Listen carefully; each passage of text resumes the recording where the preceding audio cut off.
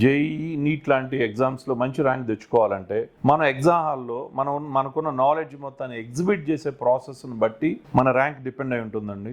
మరి JEE mains అయినా అడ్వాన్స్లో అయినా ఒక మంచి క్వాలిటేటివ్ ర్యాంక్ రావాలంటే మీరు ఎలా ఎగ్జామ్ని హ్యాండిల్ చేయాలి? ఎలా హ్యాండిల్ చేయాలంటే 3 ఫ్యాక్టర్స్ ఉంటాయండి.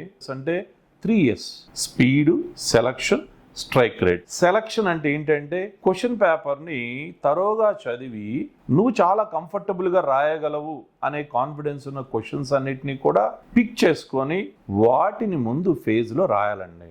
1 by 1 డీల్ చేస్తూ టైం చూసుకోకుండా మధ్యలో కొన్ని స్ట్రక్ అవటం వలన కాన్ఫిడెన్స్ లూజ్ అయ్యి నువ్వు చేయగలిగే ఎక్కడో ఉంటాయి లాస్ట్లో, అవి చూసే టైం నీకుండదు. కాబట్టి సెలక్షన్ అనేటటువంటి ఒక ఫ్యాక్టర్ నీ యొక్క ర్యాంక్ని డిసైడ్ చేస్తుంది. నువ్వెంత బాగా చదివినా ఎగ్జామ్ హాల్లో నీకు వచ్చి ముందు రాయటం అనేది ఒక థంబ్ రూల్గా పెట్టుకోవాలి.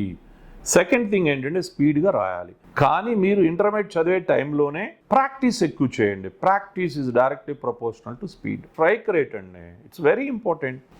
కొంతమంది పిల్లల స్పాంటినిటీ అంటే ఆ టైంలో ఆ క్వశ్చన్, సపోజ్ ఒక ఫిజిక్స్లో ఒక క్వశ్చన్ చాలా లెంగ్దీగా ఉంది, చదివాడు మొత్తం, లాస్ట్లో లెంగ్త్ ఆఫ్ సమ్ రాడ్ అని ఉంది, ఆప్షన్ చూశాడు. ఆ 4 ఆప్షన్లో ఒక చోట మీటర్ ఉంది, మిగతా అన్ని మీటర్ స్క్వేర్ మీటర్ క్యూబ్ ఉంది. కానీ ఆప్షన్ సూట్ అయ్యేది ఒకటి, ఆ ఒకదాన్ని టిక్ చేస్తే అయిపోతుంది. దీన్ని స్ట్రైక్ రేట్ అంటారు. క్వశ్చన్ చూసి కంగారు పడకుండా స్ట్రైక్ చేయాలి మీరు. దీన్ని మెథడ్తోనే చేయాలా, వేరన్నా ట్రిక్కీగా చేయొచ్చా అనే సమయ స్ఫూర్తి డెవలప్ చేసుకోవాలి. ఏ కాంపిటేటివ్ ఎగ్జామ్స్లో అయినా టీచర్స్ ట్రైన్ చేయాల్సిన విషయం ఏంటంటే సబ్జెక్ట్ నేర్పడంతో పాటు ఎగ్జామ్ ఎలా డీల్ చేయాలో కూడా నేర్పాలండి.